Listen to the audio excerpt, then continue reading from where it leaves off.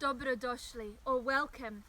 This week we celebrated the summer solstice, which is the longest day of the year and marks the beginning of summer. We've had some really unusual weather this year. To quote my neighbour, she said, "Od zime do ljeto bez proljeća." And this means from winter to summer without spring. And this really is how it feels. It's been very, very cold, and now it's more than 30 degrees. And this has meant that a lot of my plants are really stressing. So just over here, you can see that my Swiss chard or silver beet or blitva is actually already gone back to seed, and I've cut it back twice and it's still shooting up to seed because it's so stressed by this very unusual weather. Bok, I'm Mandy O. This is Grow, Make, Cook, and welcome to my garden. I grew up in Australia in a permaculture family, but after we got married, Mr. O and I moved here to his home country of Croatia. I am a passionate and hands-on homemaker and gardener, and I love life's simple pleasures. So join me on my journey, and together we can learn to grow, make, and cook. This week, we get ready for a new project and plant up some Croatian plants. So let's dig in to the 4th week in June or Lipanj.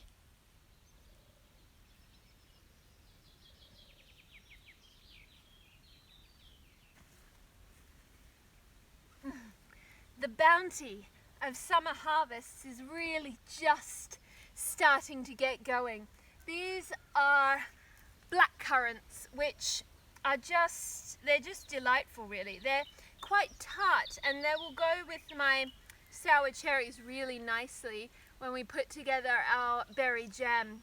Shouldn't be too much longer now.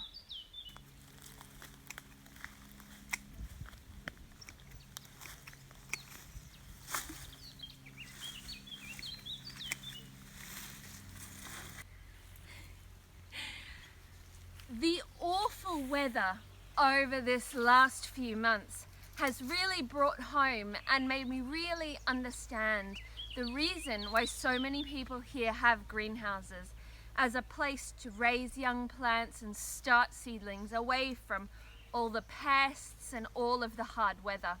So we have decided that we're going to try and clear some of this massive mess, the brambles and all the vines and, well, everything really. And we're going to try and build our own greenhouse. I think this is going to take quite a while. I mean, it's quite a big mess over here. So I think this is going to be a project that's going to last, I'd say, at least a couple of months.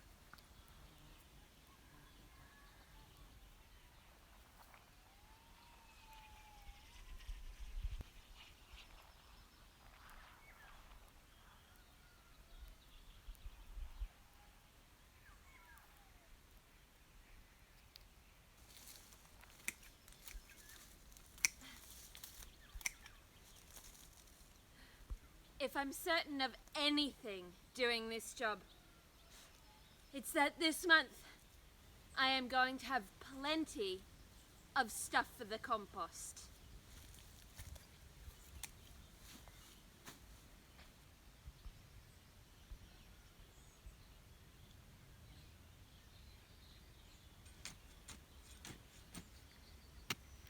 I am extending my dry bed. So here you can see I've got lavender and rosemary, and these are my artichokes, one of which looks like he's doing very poorly, but these are my artichokes, and all of these things come from this part of the world and they like really good drainage. So what I do is I just dig the soil over really well, add equal parts of compost and rocks, and I dig it in thoroughly.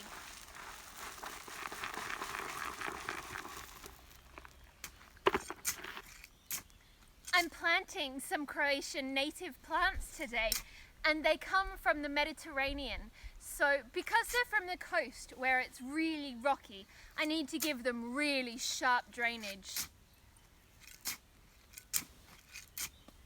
first one I have here is a little alpine campanula. This one comes from the Dalmatian mountains on the coast, and it is called Campanula portenschlangia. Try that one, it's a mouthful. But it's commonly known as the Dalmatian campanula, and it's just a glorious little thing. Now this, because it's an alpine, will do really well in this really sharp draining area. This gets quite a lot of sun, and like most campanulas, it wants full sun, and is hardy. Oh, it should be hardy enough to survive our winters here. So that's my first little high drainage plant. The second one I have is just common oregano.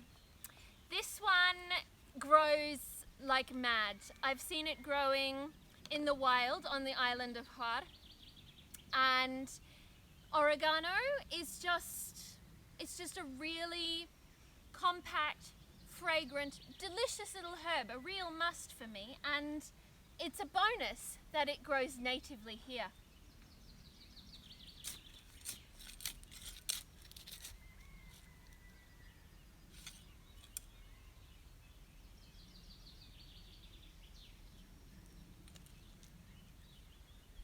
The last one that I have is garden thyme, and most people will grow this. This is a perennial. It'll grow to be quite a little shrub.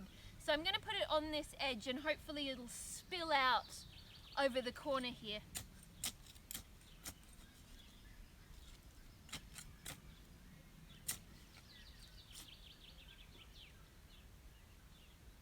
Now, even though these are all plants that love the baking sun and really good drainage, this still wants to be watered in really well.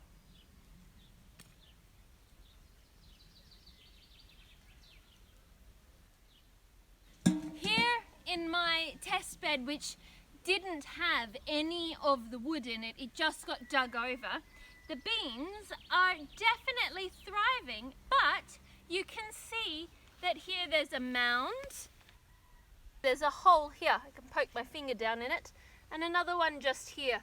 So actually, the voles are definitely present, and they're definitely making themselves felt in this bed, but they haven't so far killed off my beans. They did, however, completely demolish my row of radishes that I put in here. So they're completely gone. You can't even see where I put them now.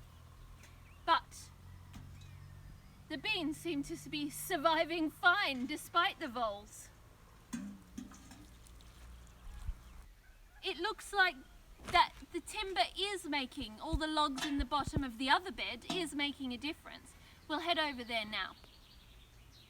These beans are also growing quite strongly.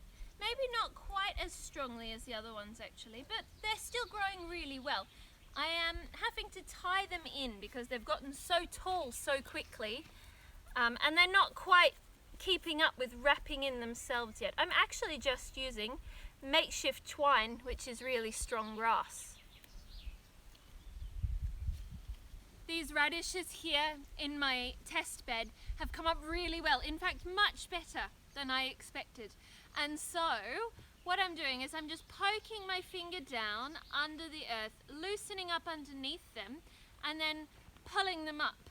Now, normally you just thin them and throw them on the compost, but I'm not doing that. What I'm doing is I'm planting them again straight away in a bit of a loose grid, so that hopefully we'll get a really good crop of radishes.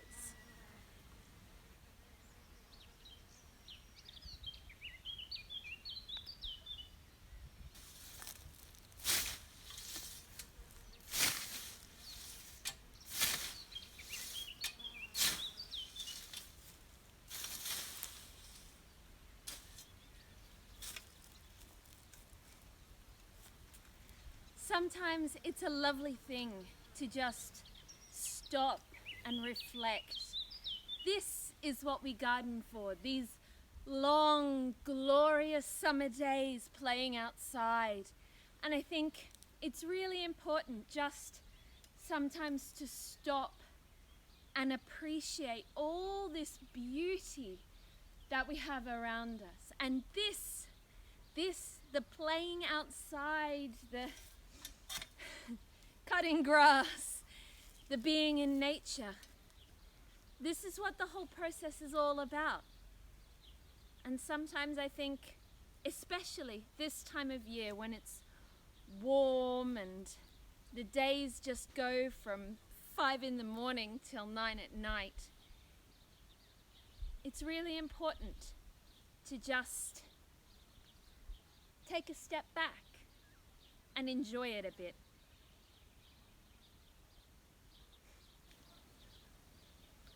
The decision this week to spend our energy looking forward and planning for what we can do in the future has really changed how I've looked at the beginning of this summer.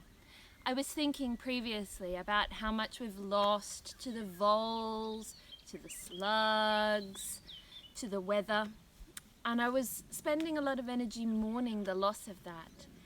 And now that we're thinking about what can we do in the future, what can we build, what can we make to try and increase our yields next year, it feels like the garden is really pulling me forward into the summer. I can't wait to see what this year's got in store for me.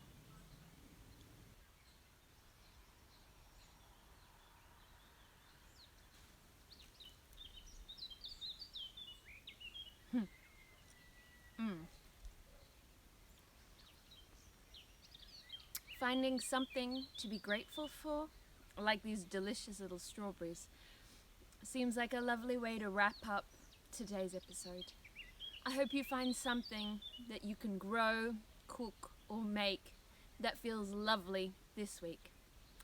If you like what we're doing, please hit like. If you'd like to come back, please remember to subscribe and use the bell icon if you want notifications. Until next time then, do widzenia.